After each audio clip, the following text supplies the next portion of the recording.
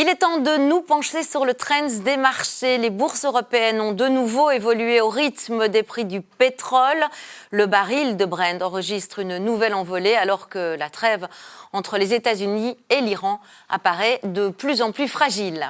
Sur Euronext Bruxelles, Umicore a bondi après un très bon trading update trimestriel et le relèvement de ses ambitions annuelles. Avantium s'est également illustré sur le marché élargi. Du côté des baisses, AB InBev a marqué le pas à la veille de la publication de ses chiffres trimestriels. BankUp a également connu une séance compliquée. Voilà donc pour le trend des marchés. Et avril, mai et juin, ce sont les mois où la plupart des entreprises versent justement leurs dividendes. C'est le cas pour UCB aujourd'hui, Umicore demain, AB InBev jeudi. Et ce n'est que le début. Ça va donc être difficile pour le Belvinte d'atteindre le niveau de février dernier. On accueille Éric Joly. Bonsoir Éric. Bonsoir Annie. Est-ce qu'en réalité, ce n'est pas plutôt une bonne nouvelle pour les actionnaires ? Oui, tout à fait.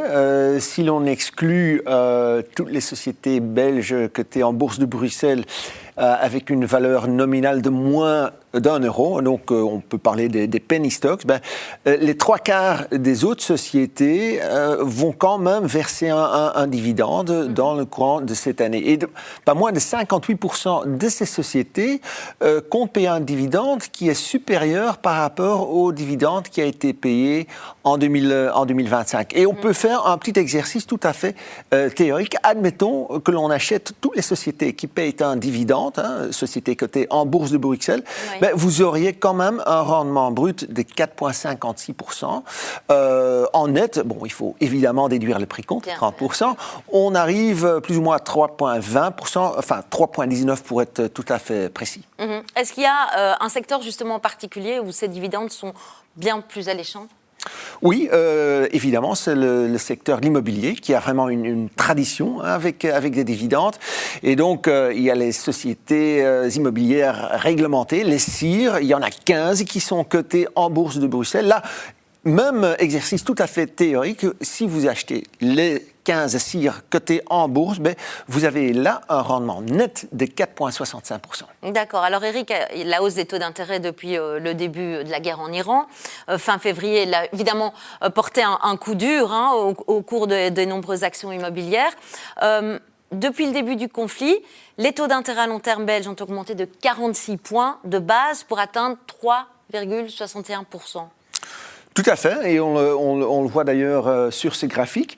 Mais malgré cette hausse, on constate quand même que les investisseurs sont tout à fait confiants pour l'instant dans le marché de l'immobilier. Il y a plusieurs raisons à cela. Tout d'abord, les résultats annuels qui ont été publiés, il n'y avait pas de mauvaises surprises, et donc on le sait, les cours de bourse ont relativement bien tenu. Et puis, il y a quand même ce constat qu'il y a nombre de transactions immobilière qui est en hausse, ça reflète quand même une certaine confiance dans le secteur, à nouveau. C'est ça.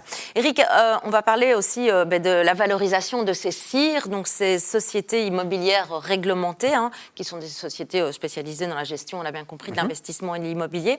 Le facteur important, finalement, c'est le taux d'occupation. Où est-ce qu'on en est pour l'instant ?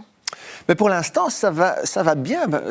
Le taux d'occupation est relativement élevé. Maintenant, le secteur de l'immobilier, c'est un secteur qui est vaste, avec beaucoup de segments. Il y a un segment qui est toujours un peu plus difficile, c'est le segment du commerce de détail. Donc, mais même là, on constate que le taux d'occupation est OK. Et ce n'est pas ce que l'on voit dans la réalité, dans beaucoup de villages, des villes, on voit que ce genre d'immobilier est difficile, mais l'immobilier sous forme de CIR, il n'y a pas de problème. Il n'y a pas de problème. Non. Alors, il y a aussi des sociétés immobilières forcément à l'étranger. Est-ce qu'il y a une différence avec la Belgique ?